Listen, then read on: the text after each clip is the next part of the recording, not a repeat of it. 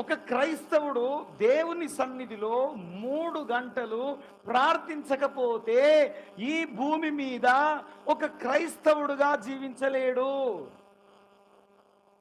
అప్పుడప్పుడు అన్యుడైపోతాడు ఈ వ్యక్తి, అప్పుడప్పుడు లోకానుసారమైన వాడుగా అయిపోతాడు. అందుకనే నీలో రగులుతున్న శరీరేచ్ఛలు, నీలో దేవునికి విరుద్ధమైన ఆలోచనలు, నీలో దేవుని నుండి దూరం చేసేటువంటి పాపము, నీలో ఉన్నటువంటి దేవునికి లోబడనివ్వనటువంటి తిరుగుబాటు, మూర్ఖత్వం, అజ్ఞానం, కఠినత్వం, లోబడని స్వభావం, గర్వము, అహంకారము, ఇవన్నీ విరగొట్టబడాలంటే ఆయన సన్నిధిలోనికి నువ్వు రావాలి.